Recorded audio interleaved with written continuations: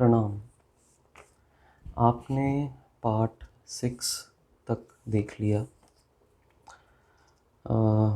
तो मैं आपसे आपके सामने अब कुछ और पॉइंट्स जो पेंडिंग रह गए थे टू बी कंटिन्यूड, तो वो मैं आपके सामने अब रख रहा हूँ। इससे पहले मैं एक छोटा सा कन्फेशन भी करना चाहता हूँ। अंदर से हुक्म है, अंदर से परमिशन है, इसीलिए ये कर रहा हूँ कि जैसे जैसे सफाई हो रही है, सबकॉन्शियस माइंड और ज़्यादा प्योर हो रहा है, तो और इंट्यूशंस जो हैं वो कनेक्ट हो रही हैं। और जो जो मैं आपको अभी तक बता रहा था हिंदी में, है ना, जो मैं आपको अभी तक हिंदी में ही सब बता रहा था, उससे बिल्कुल हट के परमात्मा ने एक डिफरेंट डायमेंशन दे दी है, डिफरेंट डायमेंशन।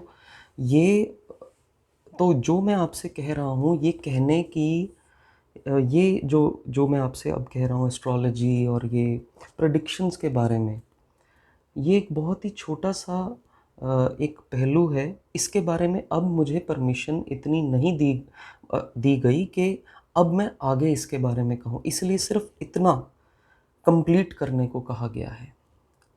सिर्फ इतना कंप्लीट करने को कि जो काम पकड़ा है उसे पूरा करो, और फिर जो अंदर से हुक्म आ रहा है फिर उसके बारे में कहो। इसलिए जो मेरी नेक्स्ट वीडियो इस टॉपिक को कंप्लीट करने के बाद जो नेक्स्ट वीडियो होगी वो वो जो है वो एक डिफरेंट डायमेंशन की होगी। वो डिवोशन से रिलेटेड होगी, भक्ति भाव से रिलेटेड होगी, और वो एक इम्पॉर्टेंट मैसेज फॉर ह्यूमैनिटी होगा। और इसके बाद शायद फिर जैसे जैसे हुक्म आएगा, जैसे जैसे परमिशन आएगी, तो मैं आपसे डिस्कस करूँगा, राइट। तो मैं जैसे कह रहा था कि प्रकृति का एक एजेंट है, ठीक है। प्रकृति ने या परमात्मा ने एक एजेंट भेजा, और वो कैसे काम करता है, अच्छों के साथ अच्छा, बुरे के साथ बुरा। इसका सिंपल एक फॉर्मूला मैं आपको बता देता हूँ। गुरबाणी में लिखा गया है कि नाम सबसे ऊपर है, पर प्रभ का सिमरन, प्रभ का नाम सबसे ऊपर, परमात्मा का नाम सबसे ऊपर है। तो जिन लोगों ने परमात्मा से, जो लोग जुड़े हैं, परमात्मा का जो सिमरन करते हैं, जो भक्ति करते हैं, तो वो सोल का फूड है। जिन लोगों में ये फूड कम है, पहली कैटेगरी के लोग, जिन लोगों में ये फूड कम है, और जो लोग, ठीक है, जो लोग बहुत ज़्यादा डिज़ायर ओरिएंटेड लाइफ में रहे हैं, जो लोगों ने अपनी इच्छा की पूर्ति के लिए बहुत अत्याचार किए हैं, जैसे कि मान लीजिए मुग़ल आए, अंग्रेज़ आए। तो जिन लोगों की जो एक, हम इसको कह सकते हैं कि जो लोगों का माइंडसेट ही ऐसा था कि वी वांट टू रूल, वो लोगों के साथ मेल-जोल करके प्रेम से नहीं रहते थे, वो रूल करते थे, अत्याचार करते थे। तो उनके जो डीएनए में, वो उनके आगे-आगे जनरेशन्स में वो भाव चले गए हैं। अब जैसे मान लीजिए मेरे से 5 जो पीछे एंसेस्टर्स थे, अगर वो बहुत ज़्यादा नॉन-वेज खाते थे, तो उनका बेटा भी फिर वही नॉन-वेज खाना शुरू कर दिया, ठीक है। तो वो जीन्स बनते चले गए, और इसलिए आज जो 5th जनरेशन होगी, उसका भी मन करेगा कि मैं नॉनवेज खाऊं। बट अब वो एकदम से हम कहें कि तू छोड़ दे, अगर वो कॉन्शियसली छोड़ने की कोशिश भी करेगा, तो वो वो क्रेविंग, वो जो उसका डीएनए मॉलिक्यूल है, वो उसको छोड़ने नहीं देगा। वो उसको जो है, उसको बहुत दिक्कत आएगी, और उसको क्रेविंग जो है वो होती चली जाएगी, राइट। तो it will be very difficult for him. Similarly यही एग्जाम्पल से मैं ये कहना चाहता हूँ कि जो लोग जिनकी सिविलाइजेशन में ऐसी डाइट और ऐसे संस्कार थे जिसमें सत्व गुण प्रधान नहीं था, तो उनके लिए ये वायरस खतरनाक है। और ये वायरस सिर्फ शरीर के ऊपर अटैक नहीं करने वाला है। शरीर किससे बना है? मैंने जैसे बोला पंच तत्व से बना है ना, तो पंच तत्व प्रकृति के पंच तत्वों पे भी जो है धावा बोलने वाला है। प्रकृति के पंच तत्वों का मतलब क्या है? यानी कि जहाँ जहाँ पे ऐसी इस्टेब्लिशमेंट्स हुई हैं जो गैर प्राकृतिक हैं, जैसे बहुत ज़्यादा टावर्स, बहुत ज़्यादा ये सब चीज़ें, टावर्स तो हैं ही हैं, बिल्डिंग्स हैं बहुत बड़ी, है ना? तो वहाँ पर दिक्कत आ सकती है। वहाँ पर बहुत ज़्यादा एक वेदर से रिलेटेड, बहुत वेदर, अर्थक्वेक, ये ऐसी प्राकृतिक आपदाएं आ सकती हैं। और यहीं पर आप सो कॉल्ड वायरस का प्रभाव देखेंगे, क्योंकि मैं ये क्यों कह रहा हूँ, अभी के लिए ये चीज़ों का लिंक थोड़ा सा आपको लगेगा कि ये क्या बोल रहा है, इसके तो लिंक खुद का ही टूट रहा है। लेकिन आप बस ये 2-3 वीडियोस हैं मेरी, मतलब इसको मैंने पार्ट्स में किया है कन्वीनियंस के लिए, कि 20 मिनट के लिए आप इसको एक एक करके सुने, ठीक है? तो अगर आप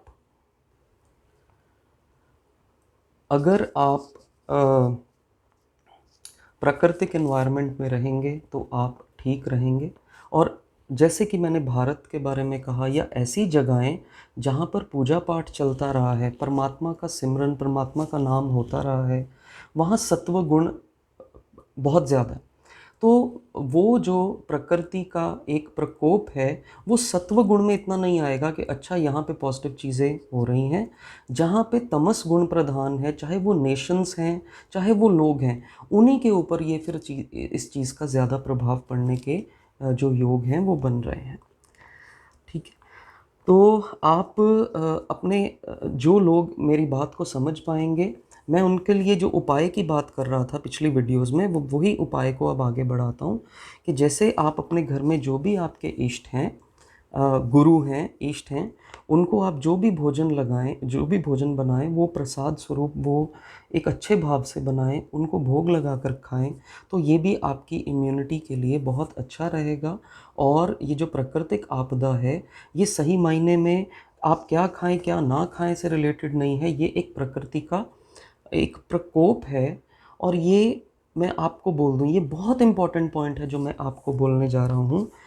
2 योग बन रहे हैं, जैसे मैंने कहा जुपिटर नेपच्यून का योग बन रहा है, और शनि और यूरेनस का योग बन रहा है। शनि और यूरेनस का ये योग 1522-1523 ईस्वी में पहले बना था। और उस समय जो हुआ था, उस समय प्राकृतिक आपदाएं बहुत आई थी, रिवोल्ट हुए थे, प्रोटेस्ट हुए थे, अर्थक्वेक्स बहुत आए थे, बहुत लोग मरे थे। और ये जुपिटर नेपच्यून का जो योग है, ये 1857 में आया था। आपको पता है 1857 में क्या हुआ था? रिवोल्ट हुआ था ना। उस समय लोग शहीद हुए थे, प्योर लोगों को मारा गया था, यानी भारत में प्योर लोगों को मारा गया था। अब अगर मैं इसको कंबाइन करता हूँ, वी नो बड़े लोग रीइंकारनेशन को नहीं मानते, लेकिन अगर मैं इस योग को कंबाइन करता हूँ, तो जो प्राकृतिक आपदाएं अब आने वाली हैं, ये प्राकृतिक आपदा धरती माता, प्रकृति माता 1857 से लेके अब तक 2021 तक जो भी अत्याचार और पीड़ाएं भारत वर्ष के साथ हुई, जितने महात्मा, सत्वगुणी व्यक्ति, पेट्रोटिक लोग शहीद हुए, ये उनका प्रकृति बदला ले सकती है। और जो इस्टेब्लिशमेंट्स प्रकृति को मंजूर नहीं हैं, चाहे वो बड़ी बिल्डिंग्स हैं, कुछ है, ये सब चीज़ों के ऊपर प्रकृति का एक प्रकोप देखने में मिलेगा। तो इसीलिए ये भी चार्ट में जो है कॉम्बिनेशंस बन रहे हैं आने वाले समय में, कि चाहे आप इसको वायरस समझें, चाहे तूफ़ान आंधी समझें, टॉर्नेडो समझें, सुनामी समझें, चाहे आप इसको अर्थक्वेक समझें, कुछ भी ऐसा, ये प्राकृतिक आपदा, ये सिर्फ वायरस नहीं है, ये सब, ये एक प्रकृति का प्रकोप आना है, क्योंकि ये जो संवत्सार जो हुआ है, ये राक्षस नामक संवत्सार है। अब आप ये देखिए, एक जज बिठाया गया, जज को कहा गया तूने जस्टिस करना है। अब तक जो 1000 सालों में हुआ है तूने उसका जस्टिस करना है, राइट। लेकिन ये चलिए मैं ये 500 ईयर्स का ये ले लेता हूँ टाइम पीरियड, ठीक है। तो अब वो जस्टिस करने आ रहा है, निचोड़ 500 ईयर्स का एक निचोड़ है। तो सोल्स नेवर डाई, तो जैसे जैसे सब्सिक्वेंट इनकारनेशंस में वो कर्म करती रहती हैं, तो वो तो इकट्ठे होते रहते हैं हमारे कर्म, राइट। तो फाइनली एक जजमेंट डे आता है, और जिन लोगों के अंदर सत्व गुण है, हर व्यक्ति में सत्व तमस रजस किसी न किसी मात्रा में होता ही है, जिनमें सत्व गुण ज़्यादा है वो कम पीड़ा से फिर प्योर होके निकल जाते हैं, ठीक है।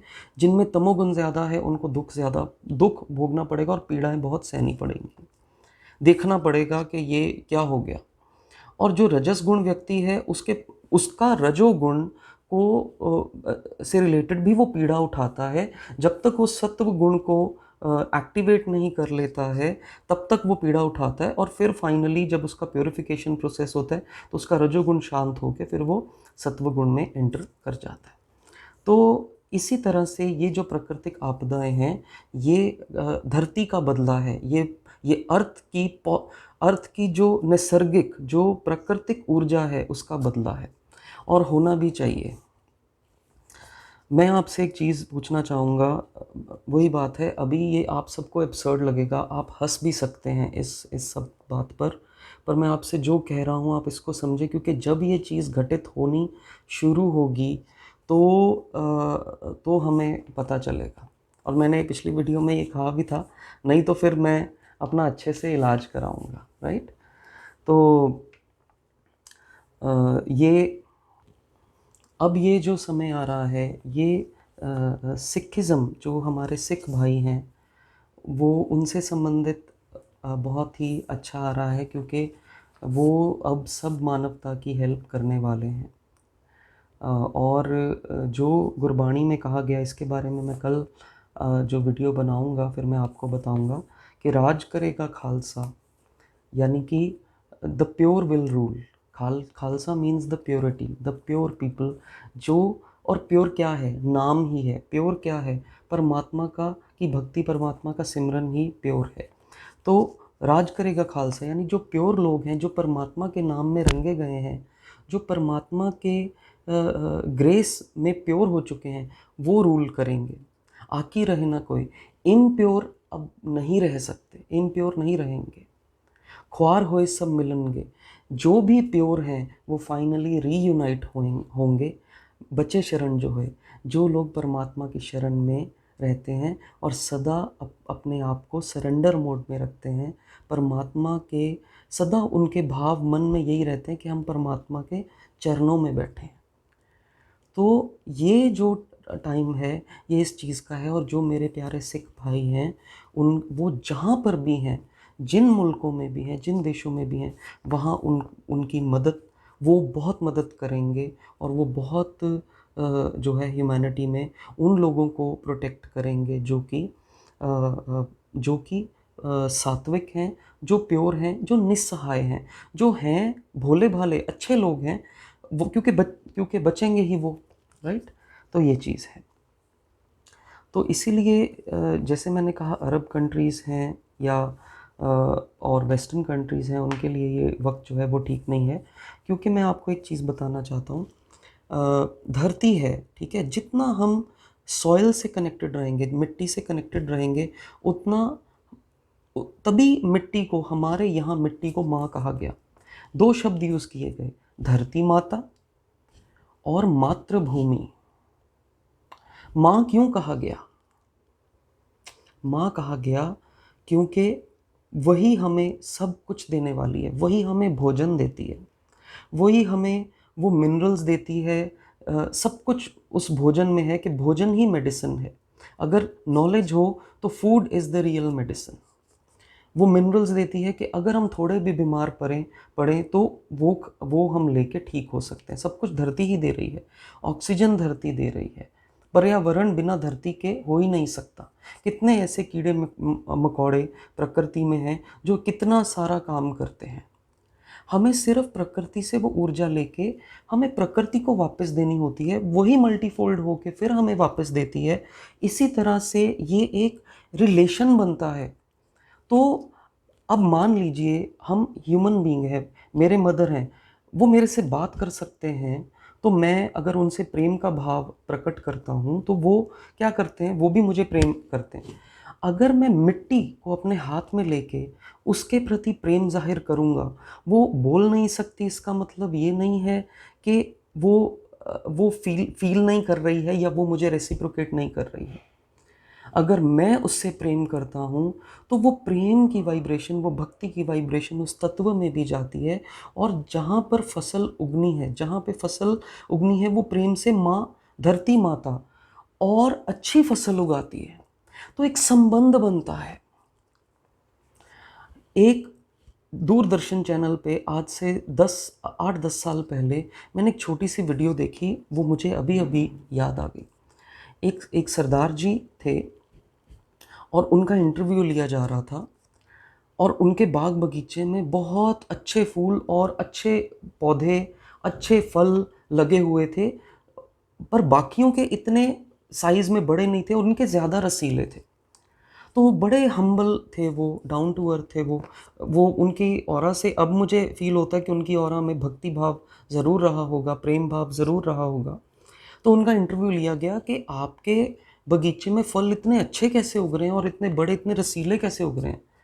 तो उन्होंने कहा, ये देखिए जी, मैंने ना टेप रिकॉर्ड चलाया हुआ है और आप देख रहे हैं मैं इसमें यहाँ पे हमेशा सिमरन और शब्द चलते रहते हैं।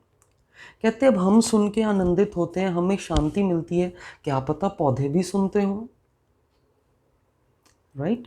तो ये जो चीज़ है, मैं ये एग्जाम्पल से बताना चाहता हूँ कि जब धरती के साथ हमारा कनेक्शन बनता है, वही हमें भोजन देती है, वही सब कुछ देती है, ठीक है? जैसे छोटा बच्चा निस्सहाय होता है जब पैदा होता है, तो माँ कहीं भी हो उसका ध्यान बच्चे पे ही रहता है, वो थोड़ा सा रोएगा तो माँ आ जाएगी। उसी तरह से एक बॉन्ड, एक कनेक्शन जो इस्टेब्लिश होता था पुराने समय में धरती के साथ, पेड़ पौधों के साथ, वो इंट्यूशन वो खुद ही देते थे। वो वायुमंडल ऐसा करते थे कि हमें ये वर्ड का कम्युनिकेशन बहुत बेसिक है, कानों की आवाज़ सुनना बहुत बेसिक है। हम उनके पास जाते थे, उनकी ऑरा हमारी ऑरा इतनी कनेक्टेड थी, उनकी पॉजिटिव इलेक्ट्रोमैग्नेटिक फील्ड, कि उनको हाथ में पकड़ के उनका गुण धर्म हमारी इंद्रियों को वो खुद समझा देते थे। और फिर इसमें हालांकि निपुण लोग बहुत कम थे जो जो प्योर आयुर्वेदाचार्य थे। अब आप ये देखिए कि जैसे जैसे मॉडर्नाइजेशन बढ़ी है, डेथ रेट और डिक्लाइन होना चाहिए था, हेल्थ रेट तो बढ़ना चाहिए था, ठीक है? अब इसको आंकड़ों के हिसाब से हम कहते हैं डेथ रेट तो जी बहुत ज़्यादा कम ही हुआ है, और हेल्थ रेट भी जो है आगे से बेटर हुआ है, ठीक है? तो ये वैक्सीनेशंस लगी हैं, स्मॉल पॉक्स, ये वो बहुत सारी चीज़ें। तो ऐसा नहीं है, ये अब हमें समझ आएगा कि ये जो भी एक मॉडर्नाइज सिस्टम था, ये ऐसा नहीं है। तो अब ये जो धरती की एक क्वालिटी है, मेरे मित्र से कल मैं यही सी बारे में बात कर रहा था, उनके तत्वास बहुत बैलेंस्ड हैं। तो उनकी ऑरा से और उनकी बातों से एक ये चीज़ उन्होंने बहुत अच्छी कही कि भाई धरती में ना पेशेंस बहुत है, उसमें सब्र बहुत है, वो सहती बहुत है। तो जिन लोगों की सहनशीलता बहुत अच्छी होती है, वो धरती, उनका पृथ्वी तत्व अच्छा होता है, तभी वो सहनशील होते हैं। और उनका सॉइल से कनेक्शन बहुत स्ट्रॉन्ग होता है।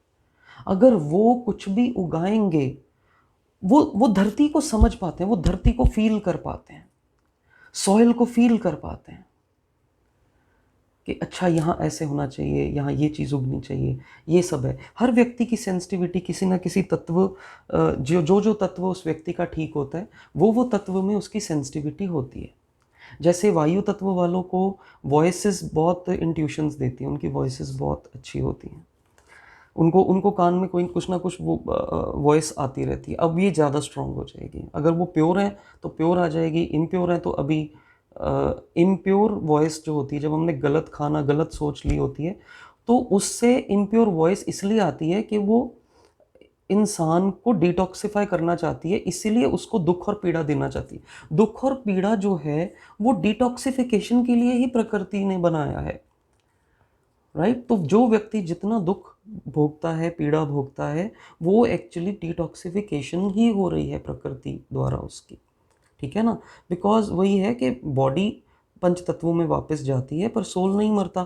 तो अगर व्यक्ति अच्छा था और दुख भोगते भोगते अगर उसका शरीर चला भी गया, तो जितना दुख रह गया उतना लेके, उतने तत्वों को लेके वो दोबारा रीइंकारनेट हो जाता है, और फिर उसको फिर वो सफाई दोबारा से उसकी प्रकृति शुरू करती है। वो उसका जो रेजिडुअल इफेक्ट था वो कंप्रेस्ड या बहुत ज़्यादा सटल फॉर्म में, सटल एस्ट्रल एलिमेंट्स में वो कंसील्ड होता है, और फिर वो व्यक्ति को जब वो पैदा होता है तो उसके साथ ही आता है। फिर उसके इवेंट्स जो हैं इस ढंग से प्लान होते हैं ताकि उसकी डिटॉक्सिफिकेशन साथ साथ चलती रहे। पर डिटॉक्सिफिकेशन के साथ अगर वो और ज़्यादा नेगेटिव चीज़ों में फिर से चला जाता है, तो फिर वो नए कर्म बना लेता है और फिर वो दुख की श्रृंखला चलती रहती है। तो ये चीज़ थी, राइट।